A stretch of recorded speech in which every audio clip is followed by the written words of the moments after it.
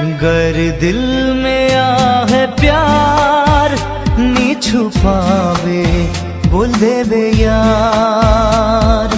गर दिल धड़केला तोर नी छुपावे बोल देवे यार। प्यार तो बस किरनी है के सुन ले गोरिया।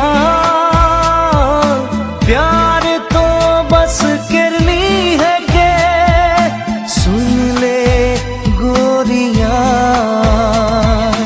गर दिल में आहे प्यार नी छुपावे बोल देवे यार।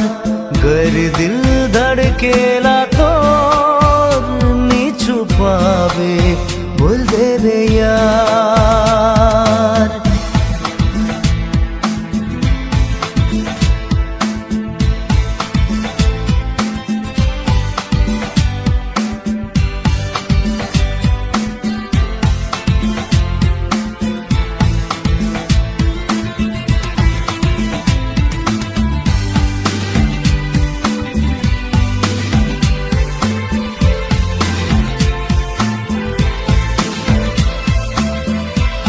गर दिल में आग लगी है नी उठला धुआं। कैसन छुपावे अंगरा दिल तो कागज के टुकड़ा।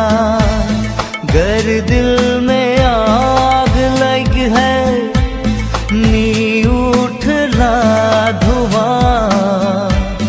कैसन छुपावे अंगरा दिल तो कागज के टुकड़ा। मुश्किल जीवान करवे नहीं सूली में जान छड़वे नहीं। प्यार में देरी करवे नहीं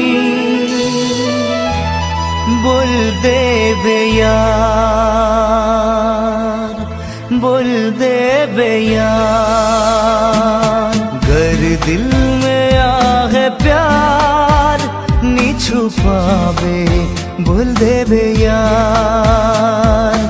गर दिल धड़केला तो नी छुपावे बोल देवे यार।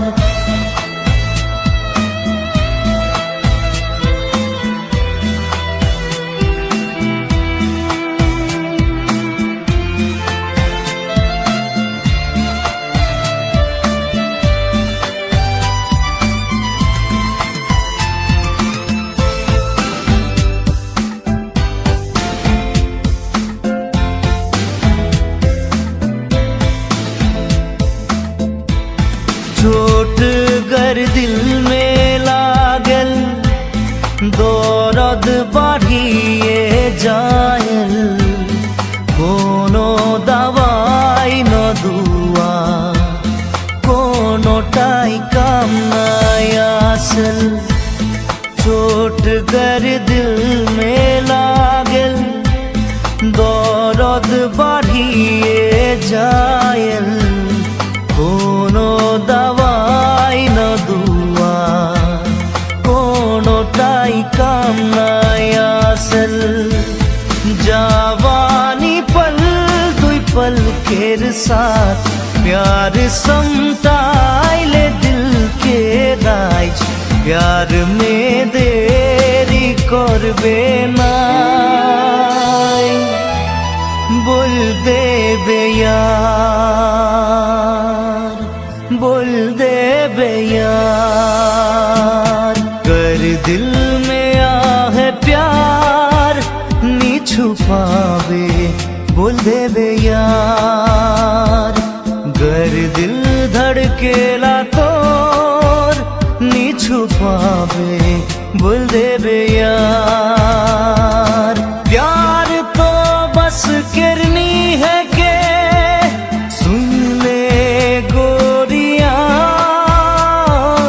प्यार तो बस किरनी है के सुन ले गोरिया। गर